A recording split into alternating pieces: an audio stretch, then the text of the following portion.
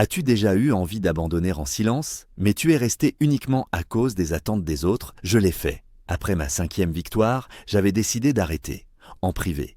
J'avais même enregistré une vidéo, seul dans ma salle de sport, en pleurant après un entraînement, en disant « c'est ma dernière Olympia ». C'était le seul moment où je me suis réellement dit « j'en ai fini, je m'en vais ». Et pourtant, j'ai dû revenir, dire « je ne suis pas terminé, je recommence ».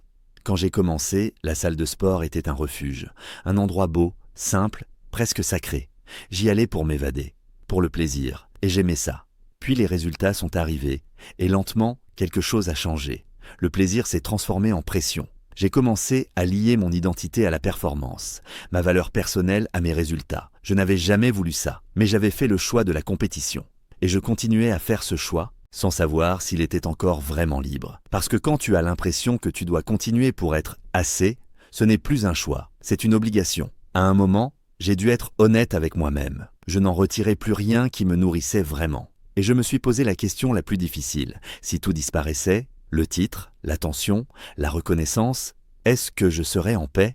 Avant, c'était l'amour du sport, l'amour du bodybuilding. Puis c'est devenu l'attachement à ce que ça me donnait. Le statut, la validation, l'image. La dernière année, je n'aimais même plus m'entraîner. Ce n'était plus.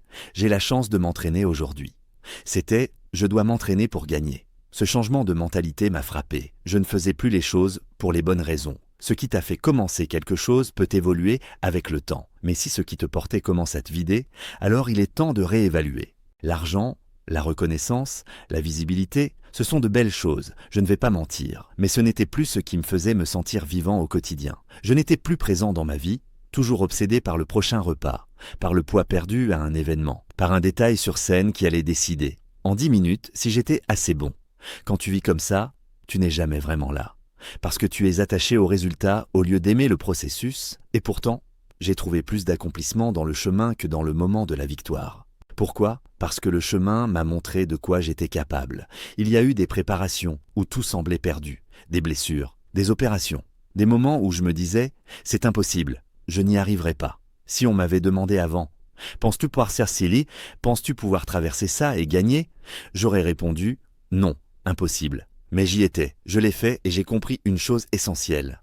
Je suis capable de bien plus que ce que mon esprit me laisse croire. Cette certitude ne vient pas de la victoire, elle vient des épreuves, du combat, de la traversée. Il y avait aussi ces moments silencieux, invisibles, affamés, épuisés, en plein contrôle, où je me disais « c'est ça, c'est ce que personne ne voit, c'est ce que ça demande vraiment, et je suis en train de le vivre ». C'est une expérience humaine rare, douloureuse, mais profondément belle.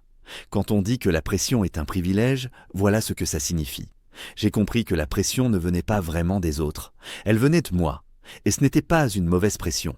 C'était un appel à devenir meilleur. La pression peut t'écraser ou t'élever. La différence, ta perception. Quand tu comprends que cette pression est une opportunité, que peu de gens auront un jour, tu reprends le pouvoir. Et quand tu reprends le pouvoir, tu avances. Pas seulement physiquement, mais mentalement, humainement, profondément. Alors, qu'est-ce que ça veut vraiment dire avoir une mentalité de champion? Au début, on croit que c'est gagner, être le meilleur, monter sur le podium. Puis avec le temps, ça évolue. Ça devient quelque chose de beaucoup plus simple et beaucoup plus difficile à la fois, ne jamais abandonner. La mentalité de champion, c'est accepter la peur, accepter les doutes, accepter tout ce bruit dans ta tête. Mais quoi qu'il arrive, ne pas lâcher, ne pas te trahir, ne pas abandonner toi-même. Peu importe la difficulté, peu importe ce que tu ressens, le champion continue à fournir le même effort parce qu'un vrai champion n'est pas contrôlé par les circonstances extérieures. Il contrôle son monde intérieur, son esprit, ses actions. Et pendant que le monde bouge autour de lui, lui reste droit. Pendant longtemps, j'ai cru que c'était mal d'être motivé par l'idée de ne pas être assez. De se dire « je dois accomplir X pour enfin avoir de la valeur ». Et honnêtement, ce n'est pas une manière saine de vivre, mais peut-être que c'est une excellente manière de commencer. Beaucoup de gens atteignent des niveaux extraordinaires en partant d'une insécurité. Et parfois, cette réussite te donne l'abondance, l'expérience, la confiance nécessaire pour ensuite aller à l'intérieur et construire une estime de soi durable. Parce que si on te dit dès le départ « tu ne devrais pas faire ça », tu n'es pas assez bien. Peut-être que tu ne commenceras jamais, ou peut-être que tu deviendras exceptionnel, que tu iras très loin, que tu feras ce voyage intérieur et que tu comprendras la vérité à la fin. Je ne changerai jamais la raison pour laquelle j'ai commencé. même si elle venait d'un endroit imparfait, parce qu'elle m'a conduit là où je suis aujourd'hui. C'est souvent plus facile d'atteindre ce que tu désires pour réaliser que ça ne te complète pas, plutôt que d'essayer d'éliminer ce désir dès le départ. Jim Carrey l'a dit de manière brillante. J'aimerais que tout le monde réalise ses rêves pour comprendre que ce n'est pas ça qui rend heureux. Et un jour, sur scène, il a résumé toute une vie en une phrase. Quand je rêve d'être un acteur triple lauréat des Golden Globes, parce qu'alors je serai enfin suffisant, et je pourrai arrêter cette quête désespérée de quelque chose qui, au fond, ne me comblera jamais. Tout le monde riait, mais quelques-uns ont compris. Ils posaient la seule vraie question. Quand est-ce que assez devient assez? On m'a demandé un jour, si tu n'avais pas gagné, est-ce que tu aurais quand même arrêté? Honnêtement, je ne m'étais jamais posé la question. Pendant des années, je doutais même quand je dominais. Même quand tout allait bien, je n'y croyais pas totalement. Puis la dernière fois, quelque chose a changé. Je ne me demandais plus si j'allais gagner. Je savais ce que j'étais capable de faire. Je savais ce que je devais faire. Et à ce moment-là, je me suis libéré. Et oui, ça aussi, c'est une mentalité de champion. Mais aujourd'hui, je ne peux plus m'imaginer vivre dans ce niveau d'obsession égoïste. Mon esprit s'est ouvert. J'ai relâché des tensions que je portais depuis des années. Et ça m'a appris une chose essentielle. Ne copie pas le résultat des gens. Copie leur ascension. La plupart des personnes qui donnent des conseils le font depuis le sommet de la montagne. Elles ont réussi. Elles ont de la perspective, mais toi, tu es encore en bas. Et souvent, elles ont oublié ce que c'était d'être un débutant. Alors quand quelqu'un te dit « le secret, c'est l'équilibre vie pro, vie perso », pose-toi la vraie question. Qu'est-ce qu'il faisait quand il était à ma place? La réponse est presque toujours la même. Tout était planifié, aucune marge, peu de vie sociale, peu de confort. La vérité, c'est que l'équilibre vient après la montée, pas pendant. Je pense qu'on devrait toujours regarder ce que les gens ont fait quand ils étaient à notre stade, pas ce qu'ils font aujourd'hui, maintenant qu'ils ont le luxe de choisir librement. Parce que la vraie question, c'est, que se passe-t-il quand tu as l'impression que tout ce que tu avais est en train d'être retiré? On dit souvent, tu ne sais jamais ce que tu as tant que tu ne l'as pas perdu. Et c'est vrai. Tu ne réalises la valeur de quelque chose qu'au moment où elle commence à disparaître. Je suis encore en train de comprendre pourquoi. 1 an avant d'arrêter, j'avais déjà envie d'abandonner. Cette année-là, tout s'est accumulé. Une blessure grave, une grossesse dans ma famille, des problèmes personnels, du chaos, partout. Tout ça me détournait de la compétition. Et à un moment, je me suis dit, je n'y arrive plus. Alors j'ai voulu partir. Mais avec le recul, j'ai compris quelque chose de fondamental. Je ne partais pas par manque d'amour, je partais par peur. La peur, mélangée à trop de choses extérieures, embrouille toujours tes décisions. Je ne savais plus si je voulais arrêter parce que je n'aimais plus ça, ou simplement parce que ma vie était devenue trop lourde à gérer. J'étais blessé. J'aurais pu abandonner. Mais j'ai continué.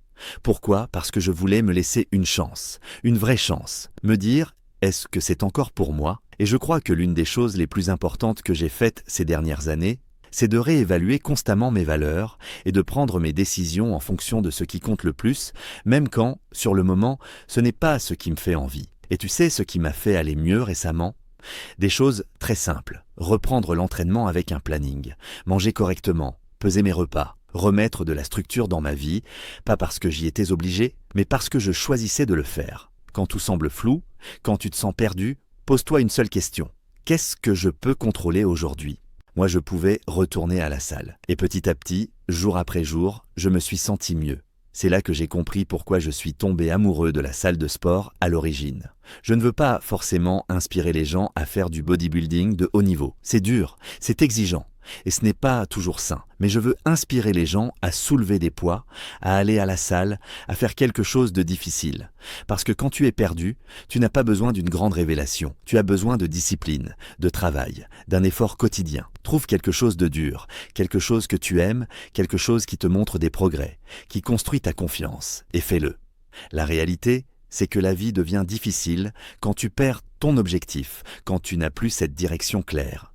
Tu te lèves le matin sans savoir quoi faire, tu es fatigué sans raison, tu t'énerves facilement, tu te disperses dans des petites tâches juste pour te sentir utile. J'ai vécu ça.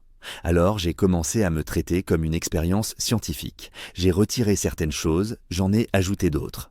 Et j'ai observé. Je pensais que la discipline me pesait. En réalité, elle me portait. Ce n'était pas la structure qui me faisait mal, c'était l'absence de but. Peu importe que ce soit pour devenir champion du monde ou non, la discipline te donne de la clarté, de la confiance, de l'élan. La vie n'est jamais une ligne droite vers le sommet. C'est une succession de montées et de descentes. Tu te reconstruis en avançant. Si quelqu'un se sent perdu aujourd'hui, voici ce que je dirais.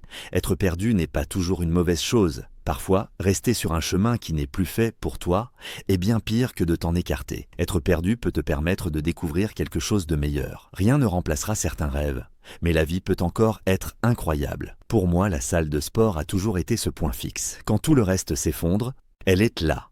Avoir une constante dans ta vie, quelque chose que tu contrôles, quand tout semble hors de contrôle, c'est essentiel. Alors si tu ne sais plus quoi faire, va t'entraîner. Applique de la discipline. Travaille dur, construis ton corps, construis ton esprit. Et tu verras, le reste finira par s'éclaircir.